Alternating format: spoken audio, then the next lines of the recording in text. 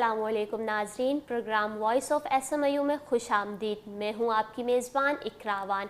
आप हमारे ये प्रोग्राम SMIU TV और EDU TV पर बराह रास्त और रिकॉर्ड देख सकते हैं। नाजरीन, आज का हमारा मौजू नौजवान तबका के लिए बहुत अहमियत का हामिल है। जो लोग अपना कारोबार शुरू करना चाहते हैं और अपनी स्किल्स के ज़रिए कमाने की ख्वाहिश रखते हैं। जी, हमारा आज का मौजू एंटरप्रेन्योरशिप है कि हम अपना कारोबार कैसे शुरू करें। वो कौन सी फील्ड है जिसमें हम अपने बॉस खुद बनकर अपनी कमाई का ज़रिया तलाश कर सकते हैं। आज इस मौजू पर बात करने के लिए प्रोग्राम में हमारे साथ अमजद बेहलर साहिब मौजूद हैं, जो 5000 स्टार्टअप्स के फाउंडर और CEO हैं। आइए जानते हैं। बहुत शुक्रिया सर, आपने हमें वक्त दिया और प्रोग्राम में आने का आपका बहुत शुक्रिया। वक्त ज़ाया किए बगैर चलते हैं सवालात की जानिब। थैंक यू इकरा, आपने इनवाइट किया। थैंक्स टू SMIU कि आपने मुझे मदद किया। Thank you so much. Sir, आप ये बताइएगा एंटरप्रेन्योरशिप है क्या और कोई कैसे अपना कारोबार शुरू कर सकता है? देखें, एंटरप्रेन्योरशिप जो है बेसिकली ये स्टेट ऑफ माइंड है, ये आपका माइंड सेट है। ये कोई ऐसी डिग्री, ऐसा कोई आर्ट, ऐसी कोई चीज़ नहीं है जो आपको मतलब कि पढ़ने से सीखने से आती है। ये बेसिकली आर्ट ऑफ माइंड है, स्टेट ऑफ माइंड है, जो कि आपको एक मुसलसल एक चीज़ की तरफ डाइवर्जन और काम करने के बाद आपका एक माइंडसेट बनता है, उसको हम एंटरप्रेन्योरशिप कहते हैं। बेसिकली क्या है कि एंटरप्रेन्योरशिप का मतलब ये कि आपका माइंड जो है सॉल्यूशन प्रोवाइड करने वाला माइंड हो। आप हर प्रॉब्लम में आप सॉल्यूशन क्रिएट करें, तो उसको हम कहते हैं कि एंटरप्रेन्योरशिप माइंड।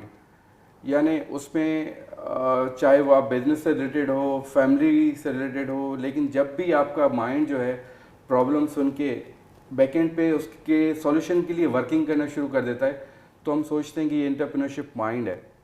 बेसिकली ये स्टेट ऑफ माइंड है, या माइंड सेट कहना चाहिए कि एंटरप्रेन्योरशिप सेल्फ कुछ भी नहीं है, ये स्टेट ऑफ माइंड और एक माइंड सेट का नाम है। सर, देखते हैं कि हम कहते हैं कि हम अपना कारोबार शुरू करना चाहते हैं, कि सबसे पहले जब हम अपने कारोबार शुरू करने के बारे में सोचते हैं तो सबसे पहला जो क्लिक आता है वो ये आता है कि रिस्क, चैलेंज, कि हम ये अपना कारोबार तो शुरू कर रहे हैं पर अगर हमें लॉस हो गया, हम कैसे रिस्क लें इसमें? देखें, पुरानी जो थ्योरी वो ये थी कि high return high risk, high risk high return, लेकिन ऐसा नहीं है।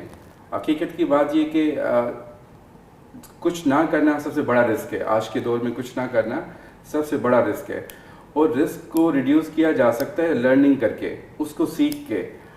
आज का नया फार्मूला क्या है? जैसे पुराना फार्मूला क्या होता था कि हाई रिटर्न हाई रिस्क, अभी नया करंट हमारा फार्मूला क्या चल रहा है कि higher the financial education lower the risk. जितनी आपकी फाइनेंशियल इंटेलिजेंस अच्छी होगी, जितनी आपकी फाइनेंशियल लर्निंग्स अच्छी होगी, उतना रिस्क आपका रिड्यूस होता जाएगा।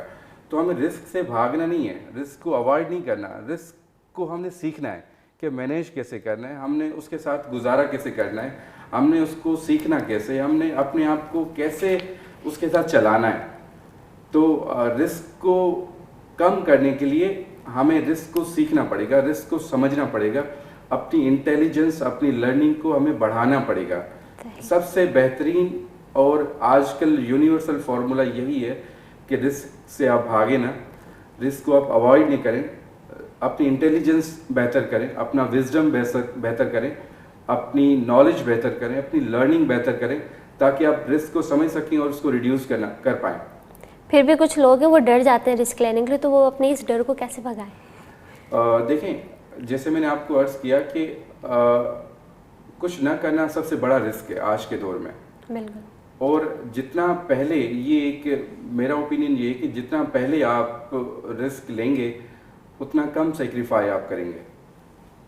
ये मैं बड़ी आपको एक डीप बात बता रहा हूँ कि देखें, जितना जल्दी आप, जितना अर्ली आप किसी बिजनेस में जंप इन करेंगे, उतना कम आपको सेक्रीफाई करना पड़ेगा, उतना कम आपको लॉस बियर करना पड़ेगा।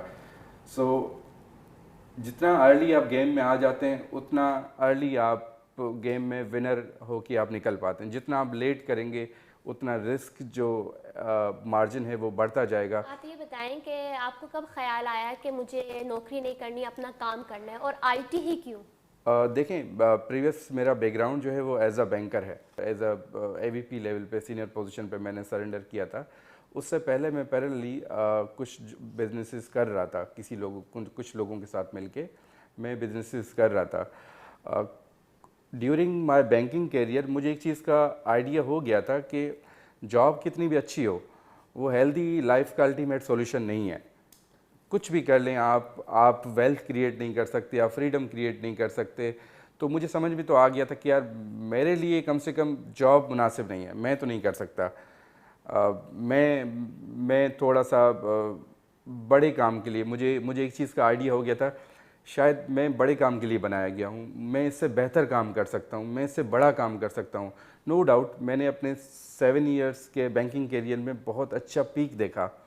मैं अल्हम्दुलिल्लाह प्रीवियस एम्प्लॉयर के साथ में 4 साल मैंने काम किया, वहाँ पे 3 इयर्स में एज अ बेस्ट मैनेजर रहा वहाँ पे, और मैंने 7 इयर्स में अच्छे पीक्स को टच किया। लेकिन फाइनली मुझे ये आइडिया आ गया था, मुझे ये समझ में आ गया था कि मैं इससे कुछ बेहतर कर सकता हूँ, इससे कुछ बड़ा कर सकता हूँ, इससे कुछ अच्छा कर सकता हूँ। तो आपने कारोबार के लिए आईटी क्यों चुना? आईटी इसलिए चुना कि क्योंकि मेरे काफ़ी सारे जो क्लाइंट्स थे वो आईटी फील्ड से रिलेटेड थे, तो उनको मैं देखता था कि एक कन्वेंशनल जो बिज़नेस है वो 10 साल से बंदा एक बिज़नेस कर रहा है, उसका जो पोर्टफोलियो है, उसका जो टर्नओवर है वो इतना है।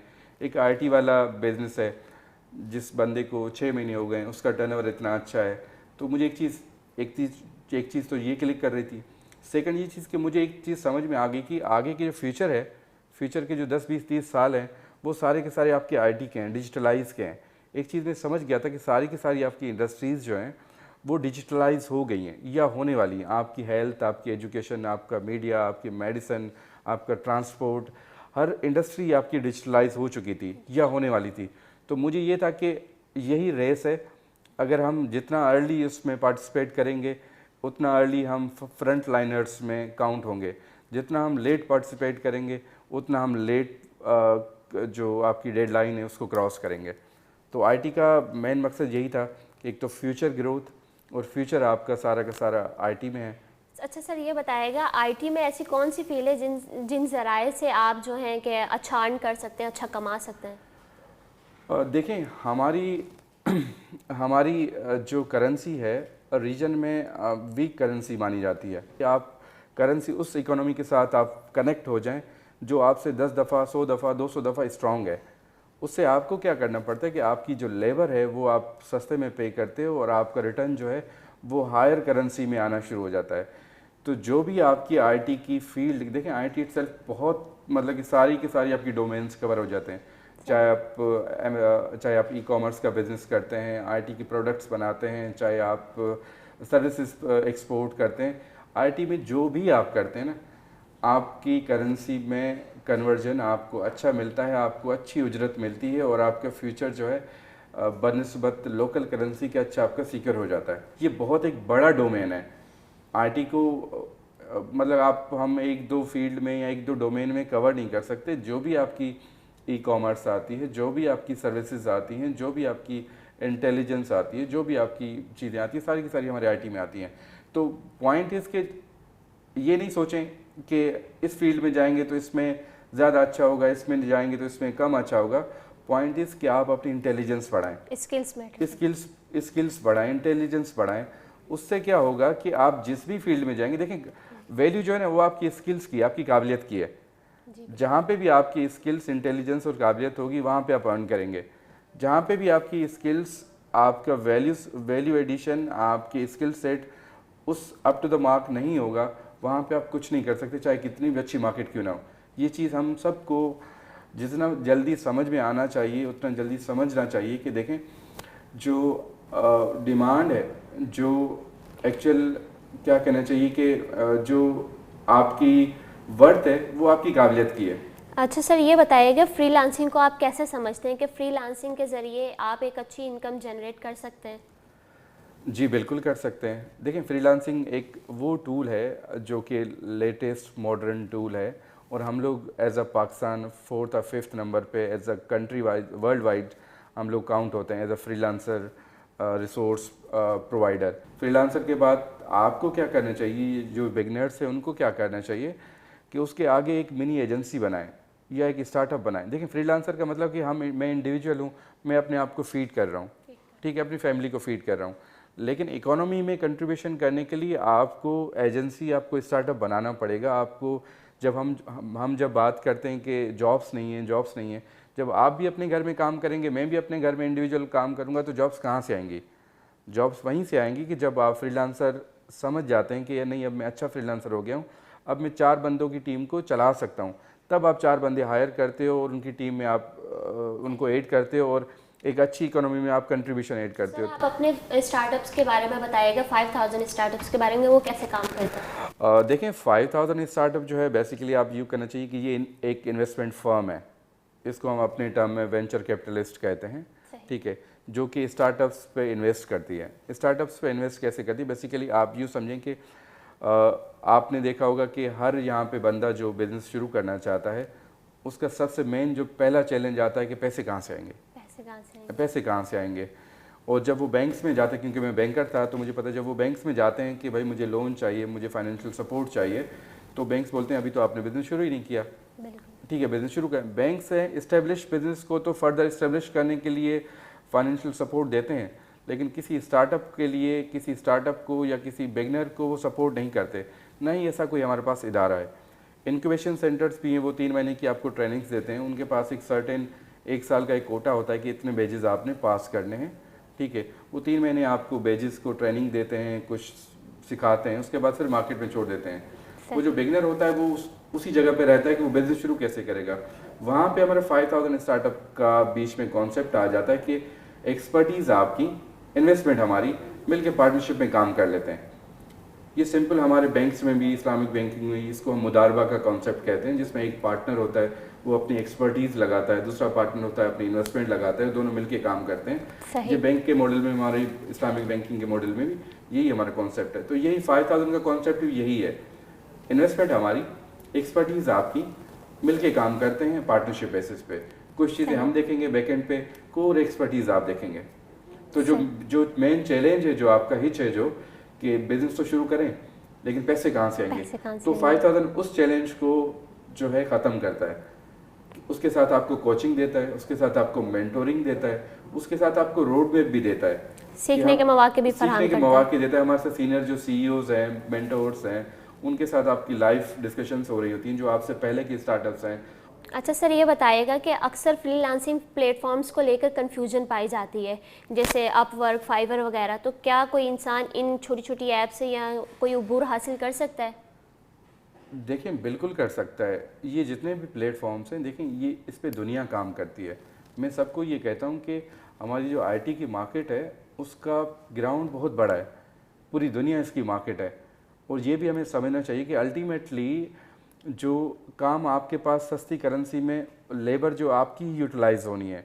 देखें, सिंपल एक कैलकुलेशन मैं आपको बताऊं, एक गोरे को जो काम वहाँ $50,000 में यूएस में करके मिलता है, उसको हम $20,000 में सपोज़ जी थैंक यू करके कर देते हैं।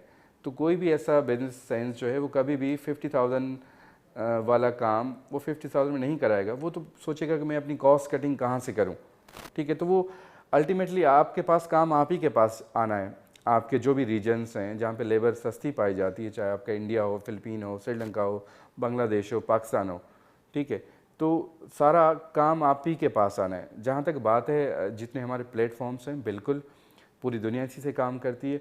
और प्लेटफॉर्म की भी रैंकिंग्स होती हैं।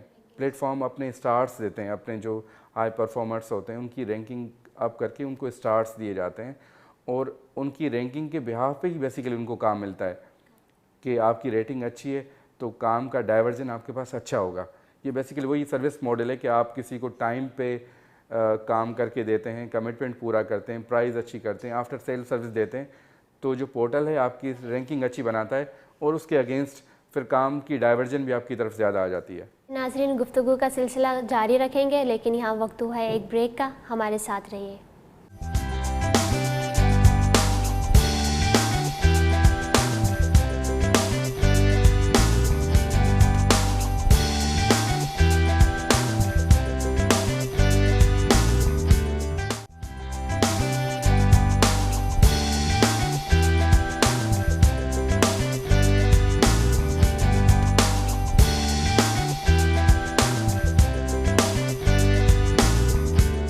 सवालात जवाबात का सिलसिला जारी करते हैं। जी अमजद साहब, ये बताइएगा कि हम आईटी में आने के लिए हमें प्रॉपर एजुकेशन की ज़रूरत होती है या फिर जो शॉर्ट कोर्सेज वगैरह होते हैं वही हेल्पफुल साबित होते हैं? देखें, एक चीज़ हमें समझनी पड़ेगी कि इसमें हम जितने भी एजुकेशनल इंस्टीट्यूट हैं उनको इस चीज़ को समझना पड़ेगा कि हम प्रैक्टिकल और बुकिश के बीच में अच्छा खासा गैप है। न सिर्फ आईटी लेकिन हर फील्ड में जो प्रैक्टिकल हम लोग करवाते हैं और जो बुक में हम लोग पढ़ते हैं उसके बीच में अच्छा खासा डिस्टेंस है। सबसे पहले तो वो हमें कवर करना पड़ेगा, चाहे आपकी 4 ईयर एजुकेशन हो, 2 ईयर एजुकेशन हो, चाहे आपका शॉर्ट कोर्सेज हों। इसमें 4 ईयर एजुकेशन जहाँ तक मैं समझता हूँ 4 ईयर एजुकेशन मैंडेटरी नहीं है। ऐसे भी हमारे पास बच्चियाँ आते हैं जो 2 महीने, 4 महीने, 6 महीने के शॉर्ट कोर्सेज करके काम पे लग जाते हैं और अच्छी अर्निंग कर लेते हैं। तो पॉइंट इज़ कि जितना आप प्रैक्टिकल होंगे उतना आप क्लोज़र टू अर्निंग होंगे और बेटर अर्निंग की तरफ आप जा चुके होंगे। ऐसे भी कुछ स्टूडेंट हैं जो कि 4-4, 6-6 साल की एजुकेशन पूरी करके आते हैं लेकिन उनको जॉब्स नहीं मिलती। ऐसे भी कुछ स्टूडेंट हमारे पास आते हैं जिनका 6 महीने का कोर्सेस होते हैं लेकिन वो अच्छी जॉब्स पे काम कर रहे होते हैं। पॉइंट इज़ कि जितना आप प्रैक्टिकल होंगे, जितना आप स्किलफुल होंगे, उतना आपके लिए अच्छा है। और मैं पर्सनल मेरा ओपिनियन है कि शायद ये टाइम स्पेशली आईटी में कि एब्सलीट होने वाला है कि आपकी 4 साल की डिग्री, 6 साल की डिग्री उसके बाद आप करके आप फिर मार्केट में उतरते हैं। शायद ये वो टाइम नहीं है। सही। आपको जल्दी वेल इक्विप्ड होना पड़ेगा। 6 महीने में, 1 साल में, 8 महीने में वेल इक्विप्ड होने पड़ेगा। ऐसे कोर्सेज आपको लॉन्च करने पड़ेंगे जो आपको ज़्यादा जल्दी शार्प करें, ज़्यादा जल्दी इक्विप करें और आप फ़ौरन मार्केट में आ जाए। इस टाइम गेम विनर वो है जो जितनी जल्दी मार्केट में आता है।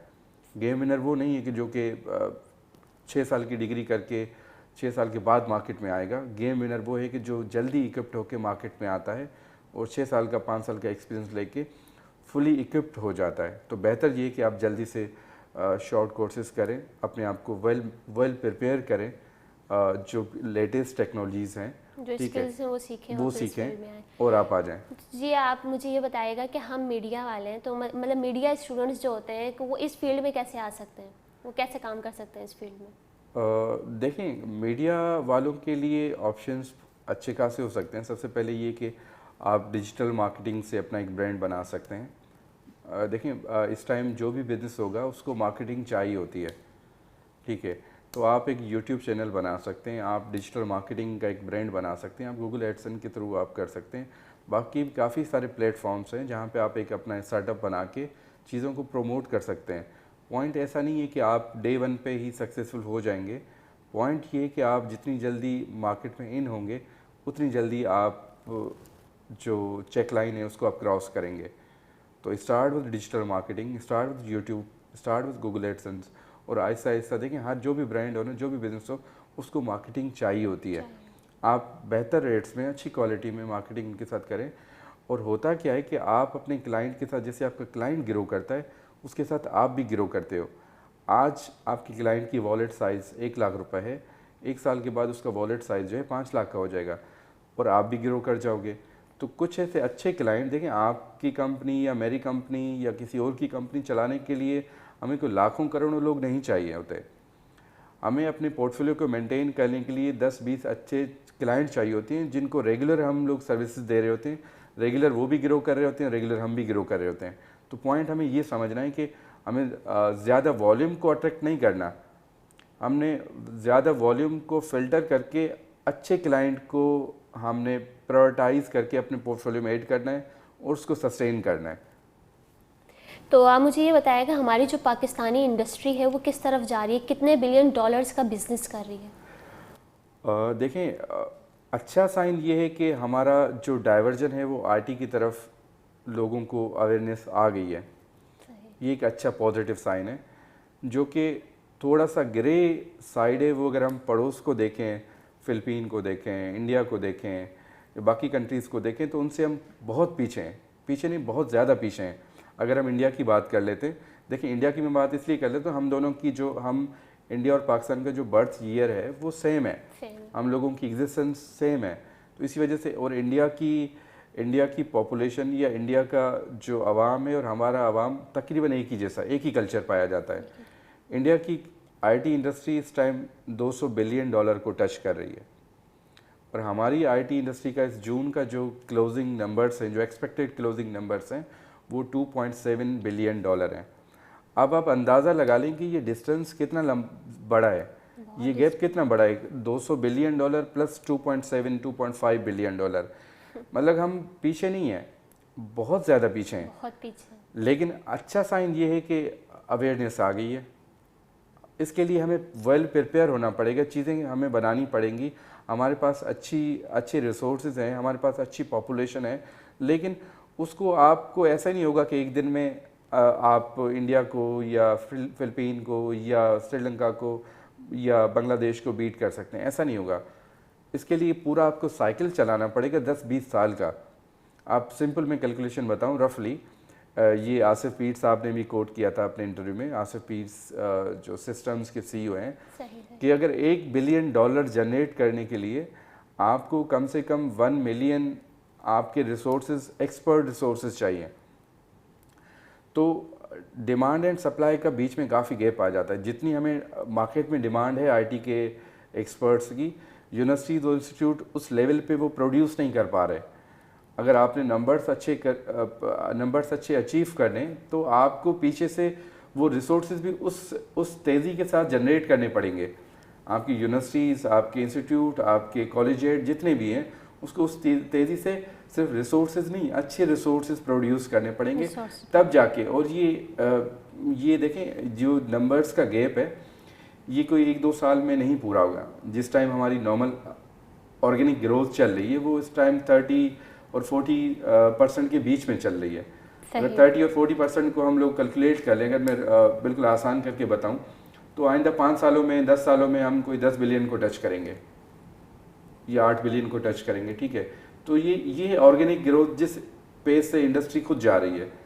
लेकिन अगर आपने इसको अच्छा पेस देना है, आपने इसको अच्छे ट्रैक पे लगाना है, तो आपने रिसोर्सेज अच्छे प्रोड्यूस करने होंगे और उसको एक पेस उसका बढ़ाना पड़ेगा, तब जाके आप नंबर्स को बीट कर सकते हैं। तो आप मुझे ये बताइए कि आप पाकिस्तानी आईटी इंडस्ट्री को कहाँ देखते हैं इन फ्यूचर? मैं कोई बड़ी बात नहीं करूँगा, लेकिन जो प्रैक्टिकल बात है वो ज़रूर शेयर करूँगा, ताकि हमें अपनी जो स्टैंडिंग है उसका भी पता होना चाहिए। सही। हम लोग इस टाइम 2-3 चीज़ों में थोड़ा सा पीछे हैं। एक चीज़ तो ये है कि हमारे पास वो इंफ्रास्ट्रक्चर अभी तक डेवलप नहीं हुआ जो कि आईटी को मिलना चाहिए। चाहे वो मैक्रो लेवल की बात करूँ, चाहे वो फाइनेंशियल इंफ्रास्ट्रक्चर हो, या गवर्नमेंट के हिसाब से हो, या आपका एजुकेशनल हिसाब से हो, मतलब कहीं ना कहीं पे अभी भी लूप होल्स हैं, ठीक है। अच्छी बात यह है कि अवेयरनेस आ गई है, लेकिन इस सारे के सारी चीज़ों को, अभी ये डॉट्स हैं, इनको हमें कनेक्ट करना पड़ेगा।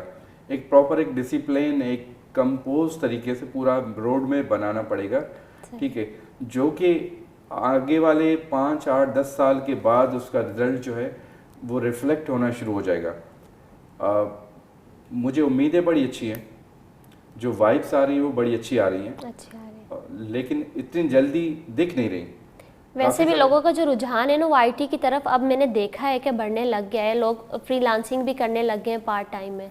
और कुछ लोग आईटी में और ई कॉमर्स में, जिन लोगों ने हमारी इंडस्ट्री को थोड़ा सा क्या कहना चाहिए रिवॉल्यूशन की तरफ लेके गए हैं, मैं प्राउड फील करता हूँ उनका नाम लेने में भी। उसमें सनी अली हैं, रेहान अल्लाह वाला हैं, आज़ाद चाय वाला हैं, ठीक है, हिशाम सरवर साहब हैं, या साकिब अज़हर हैं, इनेबलर्स वाले। ये लोग काफ़ी चेंज लेके गए। इन लोगों ने लोगों को मोटिवेट किया, इन लोगों ने एक अच्छे वॉल्यूम को मेंटली प्रिपेयर किया है, इन लोगों ने लोगों में अवेयरनेस तो क्रिएट कर दी है, लेकिन अवेयरनेस होना और उसको एग्जीक्यूट करना, उसका आउटकम निकालना, उसमें थोड़ा सा भी टाइम लगेगा। तो अवेयरनेस तो लोगों में आ गई, ये तो चीज़ हमें पता चल गया कि नहीं, लोग अवेयर तो हो गए कि ये इंडस्ट्री ऐसी है कि जो कि आपको अच्छा रिटर्न दे सकती है। अब उसको एग्जीक्यूट करने में, उसके नंबर्स को गेज करने में या उसका आउटकम लेने में आपको थोड़ा सा टाइम लगेगा। फ्यूचर बहुत अच्छा है, फ्यूचर बहुत ही अच्छा है, क्योंकि ये वाहिद ऐसी इंडस्ट्री है आपकी। देखें, बाकी भी हम एक्सपोर्ट करते हैं, गवर्नमेंट आपने अक्सर सुना होगा कि भाई एक्सपोर्ट करें, एक्सपोर्ट करें, एक्सपोर्ट करें, सही है। बाकी जितने भी हम एक्सपोर्ट करते हैं, उसका रॉ मटेरियल, उसकी बाकी चीज़ें जो हैं 30-40%, 50% हम इंपोर्ट ही करते हैं, ठीक है। फिर वो सारी चीज़ें मिक्स करके, मैन्युफैक्चर करके फिर एक्सपोर्ट करते हैं। आईटी की वाहिद ऐसी इंडस्ट्री है जिसमें अप्रॉक्स हम 90% प्योर सर्विस एक्सपोर्ट करते हैं, हमें कुछ भी नहीं देना पड़ता। 5% ऐसी चीज़ें हैं, हार्डवेयर सिस्टम्स हैं या कुछ सर्विसेज हैं जो कि हम इंपोर्ट करते हैं या बाय आउट करते हैं, बाकी की 95% हम प्योर नेट सर्विसेज जो हैं वो एक्सपोर्ट कर रहे होते हैं। इसमें हमें कुछ लेना देना नहीं पड़ता, कुछ भी नहीं लेना पड़ता। तो ये ऐसी इंडस्ट्री है जो कि हमारी बाकी इंडस्ट्रीज़ को बीट कर सकती है, बाकी इंडस्ट्रीज़ को या कंट्री की इकोनॉमी में अच्छा वैल्यू एड कर सकती है। जैसे हमारे टेक्सटाइल है या बाकी इंडस्ट्रीज़ हैं, उसमें भी देखें कि काफ़ी सारी चीज़ें मैनुअल हैं, काफ़ी सारे प्रॉब्लम्स हैं, उसमें काफ़ी सारी चीज़ें हैं, लेकिन आईटी एक ऐसी इंडस्ट्री है कि जो कि सारे के सारे आपके जो इकोनॉमी के गैप्स हैं उसको फिल आउट कर सकती है बड़े अच्छे तरीके से। सही जी नाज़रीन, गुफ्तगू का सिलसिला जारी रखेंगे, लेकिन यहाँ वक्त हुआ है एक ब्रेक का, हमारे साथ रहिए।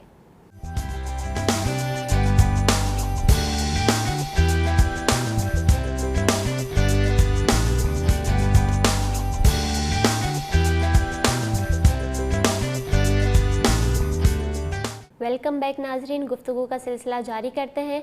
हमारे साथ मौजूद हैं अमजद साहब। तो जी अमजद साहब, आप मुझे ये बताइएगा कि मैं as a media student startup में अगर आना चाहती हूँ तो मैं अपना ये काम कैसे शुरू करूँगी, इस फील्ड में कैसे आऊँगी? देखें, अगर आप हमारे पास आते हैं या किसी भी इंक्यूबेशन जाते हैं, सपोज़ हमारे पास आते हैं, तो पहले तो हम आपका थोड़ा सा प्रोफाइल देखते हैं, कुछ एक्सपीरियंस है या कुछ क्लाइंटेल आपके हाथ में है, ठीक है, या आप क्या क्या काम करते हैं। तो अगर तो कुछ एक्सपीरियंस होगा आपको तो हम आपके साथ एक नया स्टार्टअप क्रिएट कर लेंगे।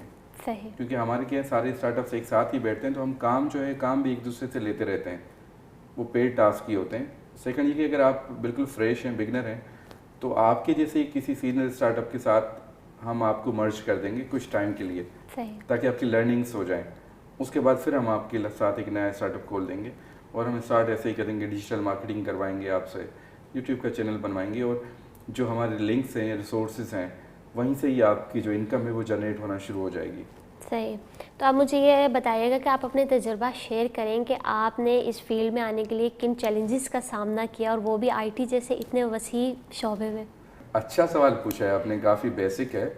देखें, सामना किया नहीं, सामना कर रहा हूँ, चैलेंजेस का सामना कर रहा हूँ अभी भी। क्योंकि देखें, मैं या मोस्ट ऑफ जो फैमिलीज़ होती हैं, हम लोग एक मिडिल क्लास से और कन्वेंशनल बिजनेस से बिलोंग करते हैं। मैं भी एक कन्वेंशनल फैमिली से, कन्वेंशनल बिजनेस फैमिली से बिलोंग करता हूँ, जिसमें आईटी और इस टाइप का वेंचर कैपिटलिस्ट और इन्वेस्ट फर्म का कोई कॉन्सेप्ट दूर दूर तक नहीं है। मैं सबसे बड़ा चैलेंज देखें, सबसे बड़ा हमारे जैसे लोगों को सबसे बड़ा चैलेंज यही है कि आप अपने घर वालों को पहले तो आप सेटिस्फाई कर पाएंगे आप करते क्या हैं एक्चुअली। मतलब कि वो जो फैमिलीज़ मेरी जिन्होंने मुझे अच्छी सीट पे देखा था, वो ये समझते हैं कि आपकी जॉब का जो असल टाइम है, जब आप सीनियर पोजीशन पे चले जाते हैं, उसी टाइम तो फ्रूट खाने का टाइम होता है। अब उसी टाइम में आप छोड़ के वापस चले जाते हैं, तो ये बहुत ही कोई आप क्या कहना चाहिए कि गलत डिसीजन है। अभी मेरी फैमिली मानती है, मतलब कि मैं तो इस चीज़ पे प्राउड करता हूँ कि प्राउड इस सेंस में करता हूँ कि वो चीज़ मुझे मोटिवेट करती है कि मुझे मेरा साथ किसी ने भी नहीं दिया, मेरे डिसीजन को किसी ने भी सपोर्ट नहीं किया सिवाय मेरी वाइफ के। मुझे बड़ा सपोर्ट किया, मेंटली मोरली मुझे बड़ा सपोर्ट किया कि नहीं यार, आपके डिसीजंस जो होते हैं सारे अच्छे होते हैं, मैं आपके साथ हूँ, हम कर लें। बाकी जितनी भी मेरी कन्वेंशनल फैमिली थी, फ्रेंड्स फैमिली, जितने रिलेटिव्स थे, सब ने बोला कि अमजद साहब आप वैसे भी बहुत डिसीजन गलत लेते होंगे, लेकिन ये आपका सबसे बड़ा गलत डिसीजन है कि आप इस पोजीशन पे सरेंडर करके एक नया काम शुरू करने जा रहे हैं जिसको कोई पता नहीं है। तो चैलेंजेस एक ये कि लोगों को सबसे पहले अपनी फैमिली को कन्विंस करना कि आप करते क्या हैं कन्वेंशनल बिजनेस के अलावा, क्योंकि ये बहुत बड़ा इशू होता है, बहुत बड़ा इशू है। उसके अलावा मेरा टेक्निकल बैकग्राउंड भी आईटी से नहीं है। सही। तो टेक्निकल लोगों को चलाना इटसेल्फ ये खुद एक बहुत बड़ा चैलेंज है कि जब आप टेक्निकल नहीं है तो टेक्निकल लोगों को मैनेज करना ये इटसेल्फ बहुत बड़ा चैलेंज है। उससे बड़ा चैलेंज कि लोगों को, क्योंकि हमारी इन्वेस्टमेंट कंपनी है, लोगों का ट्रस्ट रिस्टोर करना कि जो आप इन्वेस्टमेंट का काम कर रहे हैं वो अच्छा कर रहे हैं, यहाँ पे आप इन्वेस्ट कर रहे हैं, ये आपके स्टार्टअप्स हैं, ठीक है। तो उस चीज़ पे लोगों को कन्विंस करना, क्योंकि मैं बैंकर था, चले मुझे थोड़ा सा ये एज था कि मेरे पोर्टफोलियो में अच्छे खासे लोग एड थे, लेकिन फिर भी किसी बैंक के नाम पे इन्वेस्टमेंट करना, किसी ब्रांड के नाम पे इन्वेस्टमेंट करना, वो थोड़ा सा रिलायबल है बजाय कि किसी नई कंपनी जो हम खोल रहे हैं उस पर इन्वेस्ट करना। बैंक के बोर्ड के नाम पे तो लोग इन्वेस्टमेंट कर लेते हैं, लेकिन हम जैसा आप जो कंपनी खोलते हैं उस पर कोई इन्वेस्ट नहीं करता। तो चैलेंजेस ऐसा नहीं है कि क्या फेस किए, चैलेंजेस अभी भी फेस कर रहे हैं। और बिजनेस में ऐसा है कि कंटिन्यूस एक लॉन्ग रफ पेज है जो आपको गुजरना है, उससे गुजरना है। स्टार्टअप्स में, बिजनेसेस में ऐसा होता है कि 2-4 दिन ही अच्छे होते हैं जिस पे आप खुशी करते हैं, उसके अलावा बाकी सारा का सारा टाइम आप अपने पार्टनर्स को कन्विंस करते हैं, अपने कैश फ्लोज को मेंटेन करते हैं, अपने बिजनेस में तो जगह जगह आपको चैलेंजेस फेस करने पड़ते हैं, हर चीज़ पे चैलेंजेस फेस करते हैं, और स्टार्टअप जैसी इंडस्ट्री में तो मतलब होते ही चैलेंजेस हैं। चैलेंजेस ही होते हैं। तो अच्छा, मुझे अब ये बताया कि कोई ऐसा वक्त आया हो या कोई ऐसा वाक़या जब आपने सोचा कि नहीं, अब मुझे ये सब कुछ छोड़ देना चाहिए और मैं वापस नौकरी की जानिब जाऊँ और अपनी नौकरी कंटिन्यू करूँ।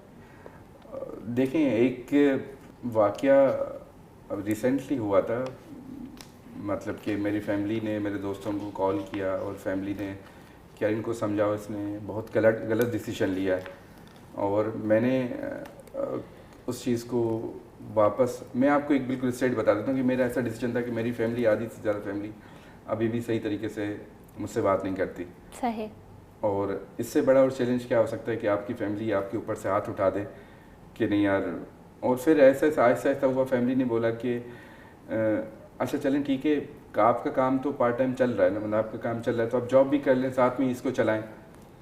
तो सबसे जो मेरे पास रेगुलर ऐसा टाइम आता रहता है। देखिए, अभी हम लोग इनिशियल फेज़ में, अभी हम लोग उस फेज़ पे नहीं है कि चीज़ें ऑटो पायलट पे चलना शुरू हुई, अभी हम ग्राउंड बना रहे हैं, अभी चीज़ें सेट कर रहे हैं।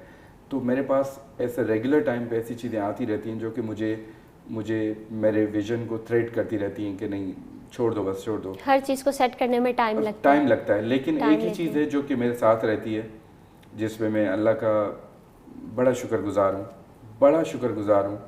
जो चीज़ मेरे साथ रहती है वो मेरी विल है, स्ट्रॉन्ग विल है मेरी, जो कि मुझे यहाँ तक खड़ा करती है और मुझे आगे लेके चलती है। अदरवाइज़ मैं अभी भी बताऊँ कि मेरे साथ इस मिशन में किसी ने भी, मैं नहीं समझता कि किसी ने भी बोला हो कि यार आपने बड़ा अच्छा काम किया, क्योंकि ये कॉन्सेप्ट यहाँ पे था ही नहीं, ऐसा कॉन्सेप्ट यहाँ पे था ही नहीं। वेंचर कैपिटलिस्ट का मॉडल है, दुनिया में काम करता है, वो आपको पैसे देते हैं और साइड पे हो जाते हैं। हम वेंचर कैपिटलिस्ट के साथ एज अ पार्टनर काम करते हैं, हम आपके स्टार्टअप के साथ पार्टनर भी हैं। उसके जो भी बग्स हैं, उसके जो भी इश्यूज़ हैं, चैलेंजेस हैं, उसको भी हम फेस कर रहे होते हैं, उसको भी हम सॉर्ट आउट कर रहे होते हैं। तो जो आपके प्रॉब्लम्स हैं, जो आपके चैलेंजेस हैं, वो हमारे ही हैं। बेसिकली होता क्या है कि मैं जिस पोजीशन पे काम करता हूँ, मेरे पास आते ही प्रॉब्लम है, चैलेंजेस आते हैं कि इस स्टार्टअप का ये मसला हो गया, इस स्टार्टअप का ये मसला हो गया। तो रेगुलर आप चैलेंजेस को फेस करते करते आपका माइंडसेट ऐसा हो जाता है कि जैसे प्रॉब्लम आती है, चैलेंज आता है, बैक एंड पे उसका सॉल्यूशन जो है चलना शुरू हो जाता है कि अच्छा इसका क्या सॉल्यूशन होगा। तो चैलेंजेस सबसे बड़ा कि आप सोसाइटी में एक ऐसा काम करने जा रहे हैं जो कि पहले बहुत ही कम लोगों ने किया हो या किसी ने नहीं किया हो, और लोगों को उस पर कन्विंस करना कि ये बहुत अच्छा काम है आगे। क्योंकि देखिए, छोटा काम होता है, शॉर्ट टर्म काम होता है, तो उसका रिटर्न भी शॉर्ट टर्म के बाद आ जाता है। अगर एक विजन है मेरा 20 साल का, 30 साल का, ये 30 साल का प्रोजेक्ट है, तो वो लोगों को कन्विंस करना या लोगों को बताना वो थोड़ा सा मुश्किल हो जाता है कि ऐसे कैसे हो सकता है। तो अच्छा अमजद साहब, ये बताइएगा कि आप क्या पैगाम देना चाहेंगे स्टूडेंट्स को, नौजवानों को जो अभी फ्रेश ग्रेजुएट हैं या अंडर ग्रेजुएट है और अपना कारोबार शुरू करना चाहते हैं, क्या पैगाम देंगे उन्हें? देखें, एज अ मैसेज पे मैं ये एक चीज़ कहना चाहता हूँ कि देखें, मैं भी स्टूडेंट हूँ, लेकिन जब हम कंप्लेन करते हैं कि जॉब्स नहीं है मार्केट में, जॉब्स नहीं है, तो देखें, जॉब्स क्रिएट करने से होती हैं। ऐसे आप किसी भी गवर्नमेंट को, किसी भी इदारे को, किसी को आप ब्लेम नहीं कर सकते, ठीक है। मुझे इस चीज़ की खुशी होती है कि कल मैं एक जगह पे मुलाजिम था, आज हमारे हाथ से या हमारे वसीले से 60, 70, 80 लोग एम्प्लॉई हैं, तो हमने जॉब्स को क्रिएट किए हैं और आगे ये बढ़ेंगी, ठीक है। तो मैं ये मैसेज यही है कि देखें, जब आप क्लेम करते हैं कि जॉब्स नहीं है, तो उससे बेहतर ये है कि आप जॉब्स क्रिएट करें।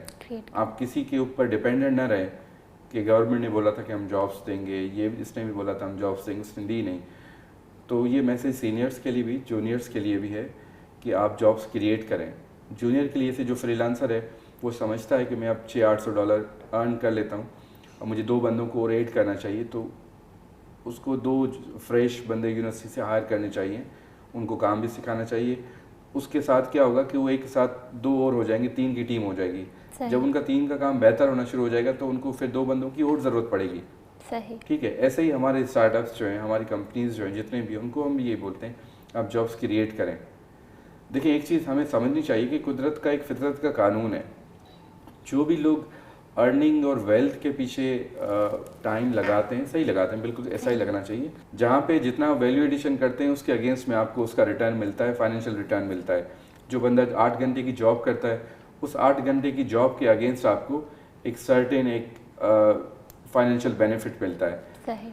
अब हमें ये देखना चाहिए एज एंटरप्रेन्योर, पहले सवाल की तरफ ही, कि जो जितना बड़ा एंटरप्रेन्योर होगा, जो जितना बड़ा प्रॉब्लम सॉल्वर होगा, जो जितना बड़ा सोसाइटी में मार्केट में वैल्यू एड करेगा, उसके अगेंस्ट में वो उतनी वेल्थ को अट्रैक्ट कर लेगा। सही। तो अगर किसी ने वेल्थ भी क्रिएट करनी है, अगर किसी ने फाइनेंशियल फ्रीडम भी लेना है, तो उसके लिए बेहतर ये है कि आप वैल्यू एड करो, मार्केट में वैल्यू एड करो, सोसाइटी में वैल्यू एड करो, उसके अगेंस्ट आपको कुछ ना कुछ मिलना ही मिलना है। सही। तो फाइनल मैसेज यही है कि अगर आप जॉब्स सर्च करते हैं तो कोशिश ये करें कि जॉब सर्च के साथ जॉब्स क्रिएट भी करें। उसमें आपकी भी बेहतरी है, सोसाइटी की भी बेहतरी है, इकोनॉमी भी बेहतरी होती है और सबके लिए बेहतरी है। बहुत शुक्रिया सर, आप तशरीफ़ ले आए। जी नाजरीन, आज के हमारे इस प्रोग्राम से आपको बहुत कुछ सीखने को मिला होगा एंटरप्रेन्योरशिप के हवाले से। इसी के साथ अपनी मेज़बान इकरा अवान को दीजिए इजाज़त। अल्लाह हाफिज़।